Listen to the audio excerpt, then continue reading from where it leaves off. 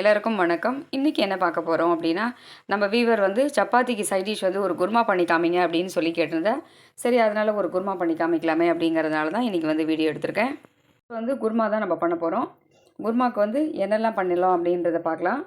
இதில் வந்து குருமாவுக்கு வந்து பார்த்திங்கன்னா, ஒரு 100 கிராம் அளவுக்கு கொஞ்சம் பீன்ஸு, 2 உருளைக்கிழங்கு, 2 கேரட்டு, இந்த மாதிரி நமக்கு காய்கள் எவ்வளோ தேவையோ அந்த அளவுக்கு வந்து நறுக்கிக்கலாம். டோட்டலாக எல்லா காயும் சேர்ந்து நான் வந்து ஒரு 1/2 கிலோ கிட்ட காயின் வந்து நல்லா அலம்பிட்டு நறுக்கி இந்த மாதிரி வாஷ் பண்ணி சின்ன சின்னதாக குட்டி குட்டியாக நறுக்கிக்கணும். அப்போ தான் வந்து சேர்ந்த மாதிரி நல்லா இருக்கும். அவியலுக்கு நறுக்கிற மாதிரி நீளமாக நறுக்கக்கூடாது. இந்த மாதிரி காய் நறுக்கி வச்சுருக்கேன். இப்போ வந்து இந்த காயை வந்து நம்ம வேக வச்சுக்கணும். இதுக்கு வந்து ஒரு 1/4 ஸ்பூன் அளவுக்கு மஞ்சப்பொடி போட்டுக்கலாம். மஞ்சப்பொடி போட்டு வேக வைக்கும் போது உருளைக்கிழங்கு வந்து கருத்து போகாமல் இருக்கும். அதனால் மஞ்சப்பொடி போட்டுக்கலாம். அதுக்கப்புறம் காய் வேகும் போதே இந்த காய்க்கு தேவையான அளவு உப்பும் போட்டுக்கலாம். உப்பு போட்டால் காய் வேகுமா அப்படின்னு கேட்கலாம். தாராளமாக வேகும். நம்ம குக்கரில் தான் வேக வைக்க போகிறோம்.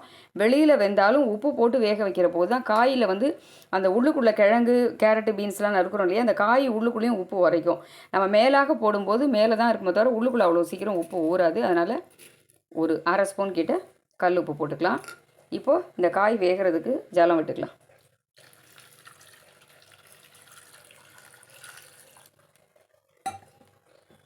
ஒரு 2 டம்ளர் அளவுக்கு ஜலம் விட்டுருக்கேன். இப்போ இதை வந்து குக்கரில் வச்சு இல்லைன்னா ஒரு 3 விசில் விட்டு வேக வச்சு எடுத்துகிட்டு பார்ப்போம்.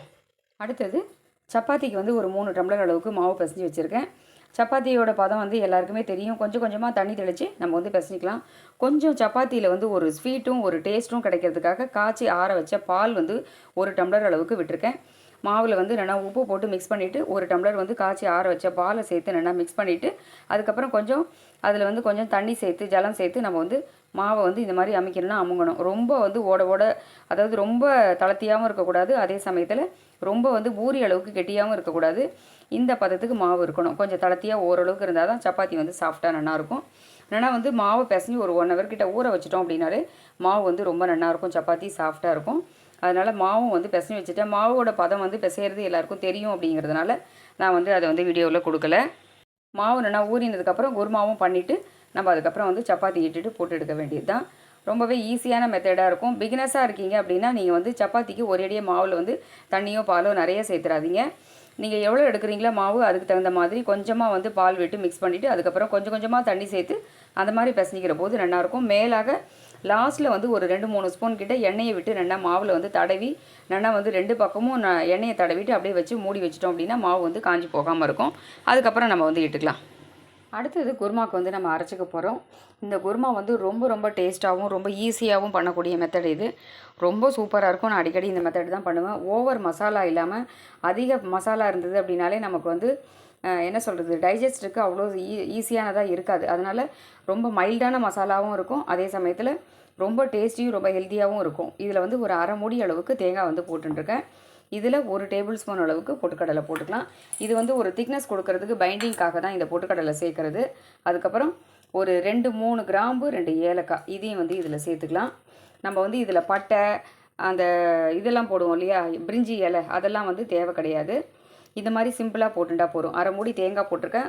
ஒரு டேபிள் ஸ்பூன் அப்படி இல்லைனா ஒரு 2 டேபிள் ஸ்பூன் அளவுக்கு பொட்டுக்கடலை, ஒரு 2 ஏலக்காய், 2 கிராம்பு போட்டுக்கலாம். காரத்துக்கு 2 பச்சை மிளகாய் மட்டும் நான் எடுத்துட்டுருக்கேன். உங்களுக்கு கூடுதல் காரம் எவ்வளோ தேவையோ அதுக்கு தகுந்த மாதிரி போட்டுக்கோங்க.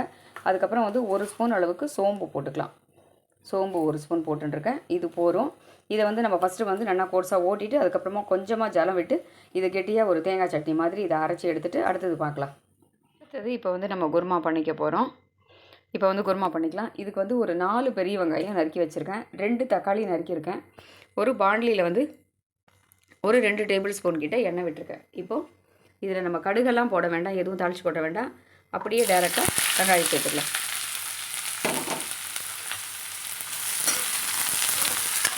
வெங்காயத்தை வந்து நல்லா வதக்கிக்கலாம். இப்போ இந்த வெங்காயம் வதங்கிறதுக்கு நம்ம வந்து கொஞ்சமாக இதில் உப்பு சேர்த்துக்கலாம். ஒரு 1/2 ஸ்பூன் கிட்ட சால்ட்டு போட்டிருக்கேன். வெங்காயம் வந்து ஒரு கிளாஸ் பதத்துக்கு நல்லா வதங்கணும். அதுக்கப்புறம் நம்ம தக்காளியும் சேர்த்து நல்லா வதக்கிக்கலாம். ஃபஸ்ட்டு வந்து வெங்காயம் வதங்கட்டும். இதுக்கு கடுகெல்லாம் தாளித்து கொட்ட வேண்டாம் குருமாவுக்கு, அப்படியே இருந்தால் தான் ரொம்ப சூப்பராக இருக்கும். இப்போ இது வதங்கட்டும், அடுத்தது பார்க்கலாம். இப்போ நமக்கு வெங்காயம் வந்து ஒரு 3/4 வாசி அளவுக்கு நல்லா ஒரு கிளாஸ் மாதிரி வதங்கிடுது. இப்போ இந்த தக்காளியும் வந்து நம்ம இதில் சேர்த்துக்கலாம். தக்காளியோட புளிப்பு வந்து லேசாக இருந்தால் நல்லாயிருக்கும் அப்படிங்கிறதுனால மீடியம் சைஸில் 2 தக்காளி நறுக்கி போட்டுருக்கேன். இதையும் வந்து நல்லா வதக்கிக்கலாம். இந்த பக்கம் குக்கரில் வந்து காயை வேக வச்சு எடுத்து வச்சுட்டேன். அடுத்தது வந்து இந்த தக்காளி நல்லா வதங்கட்டும், அதுக்கப்புறமா நம்ம வந்து பார்க்கலாம். இப்போது தக்காளி போட்டு நல்லா வதக்கிட்டோம். இப்போ என்ன பண்ண போகிறோம் அப்படின்னா, இந்த காய் வந்து வேக வச்சிருக்கோம் இல்லையா, அந்த வேக வச்ச காயில் இருக்கிற தண்ணியை வந்து இந்த வெங்காயம் தக்காளி வதங்கிறதுக்கு நம்ம விட்டுக்கலாம். காய் வேக வச்ச தண்ணியை வந்து வேஸ்ட் பண்ண வேண்டாம். அதோட சத்துக்கள் வந்து இந்த வெங்காயம் வேகிறதுக்கு அந்த தண்ணியே வந்து நம்ம சேர்த்துக்கலாம். அதனால தான் நான் வந்து 2 டம்ளர் கிட்ட தண்ணி விட்டுருக்கேன். இப்போது இந்த வெங்காயம் தக்காளி நல்லா வந்து கொஞ்சம் வேகணும். இன்னும் கொஞ்சமாக வந்து நம்ம ஜலம் விட்டுக்கலாம். இதில் இன்னும் கொஞ்சம் தண்ணி சேர்த்துக்கலாம். இப்போது இதுக்கு தேவையான அளவு கொஞ்சம் உப்பு போட்டுக்கலாம். நம்ம காயில் வேக வச்ச தண்ணியில் வந்து உப்பு இருக்குது. அது மட்டும் இல்லாமல் நம்ம வெங்காயம் வதங்கும் போது கொஞ்சம் உப்பு போட்டிருக்கோம். அதனால் வந்து இதுக்கு ஒரு 1/2 ஸ்பூன் கிட்ட உப்பு போட்டுக்கலாம். உப்பு வந்து குறைவான அளவு இருந்தால் தான் குருமா வந்து டேஸ்ட்டு நல்லாயிருக்கும். அதிக உப்பு வேண்டாம். பார்த்துட்டு தேவை அப்படின்னா கூட லாஸ்ட்டில் போட்டுக்கலாம். இப்போ இந்த வெங்காயம் தக்காளி இதெல்லாம் வந்து நல்லா வேகட்டும். அடுத்தது பார்க்கலாம். இப்போது வெங்காயம் தக்காளிலாம் வந்து நல்லா வதங்கிடுது. இப்போது இந்த வேக வச்ச காயை வந்து நம்ம இதில் அப்படியே சேர்த்துடலாம்.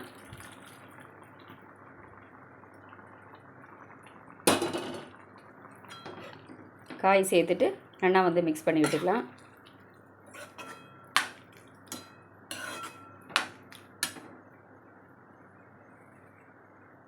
இது மேலே வந்து நம்ம இப்போ அந்த அரைச்சி வச்சுருக்கோம் இல்லையா, இதை வந்து அப்படியே வந்து இதை சேர்த்துக்கலாம். இந்த தேங்காய், பச்சை மிளகாய், சோம்பு, ஏலக்காய், கிராம்பு இதெல்லாம் வந்து அரைச்சிருக்கோம் இல்லையா, இது எல்லாத்தையுமே சேர்த்துக்கலாம். இதில் ஒரு விஷயம் வந்து நான் சொல்ல மறந்துட்டேன். உங்கள்கிட்ட கசகசா இருந்தால் கூட நீங்கள் ஊற வச்சு அது கூட இதில் சேர்த்து அரைச்சிங்க அப்படின்னா ரொம்பவே டேஸ்டியாகவும் இருக்கும், உடம்புக்குமே நல்லா இருக்குது, ஹெல்த்தியானது அது. உங்கள்கிட்ட அது மாதிரி இருந்தால் சேர்த்துக்கலாம். சில பேர் முந்திரி பருப்பு கூட ஊற வச்சு அரைச்சிப்பா. பொட்டுக்கடலை வந்து எல்லாருக்கிட்டையும் நார்மலாக இருக்கும். முந்திரி பருப்பு முடியும் அப்படிங்கிறவா, முந்திரி பருப்பு இருக்குது அப்படின்னா நீங்கள் பொட்டுக்கடலைக்கு பதிலாக ஒரு 7-8 முந்திரி பருப்பை ஊற வச்சு இந்த தேங்காயோடு சேர்த்துக்கலாம். கசகசா சேர்த்து அரைக்கலாம்.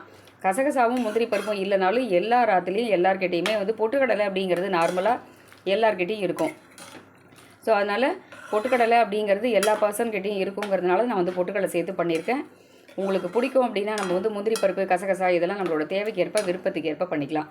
இதை அப்படியே நல்லா வந்து கலந்து விட்டுட்டோம் அப்படின்னா நல்லா ஒரு கொதி வந்துடுச்சுன்னா சூப்பரான குருமா வந்து ரெடி ஆகிடும். இப்போ இது வந்து ஒரு கொதி வந்தோடனே நம்ம பார்ப்போம்.